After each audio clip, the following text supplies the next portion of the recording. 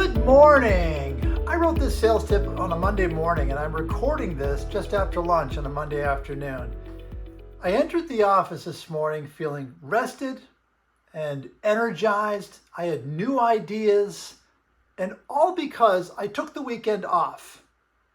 I can't believe I have to talk about this, but I think I have to talk about this.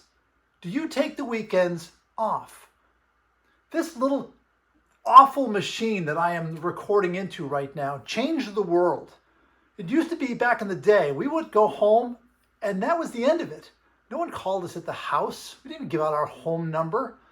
There was no email. There were no faxes. There was no text messaging. There was no communication. If you want to talk to me, you call me on my home phone. I mean, God, when's the last time we had a home phone? And that was life.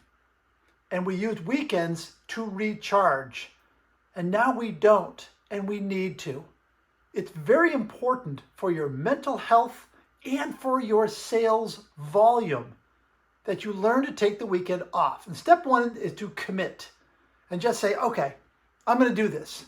I'm going to take the weekend off. And the second step is to prepare. So what you want to do is just imagine coming in on a Monday morning and you've got your schedule laid out for you. It's right on your desk. Everything that you need to do that day is there. You know what your appointments are. You know what phone calls you need to make. You know what tasks you have to do. And you know your priorities. 4 things. And you walk in and you say, okay, my day is all set. And this was created before you left on Friday. There is something wonderful about this simple process. In part because you can shut down and your stress level, which is up here, because it's part of what makes us so good at what we do. You know, we're constantly thinking, where are my orders and what's going on? Who do I need to call today?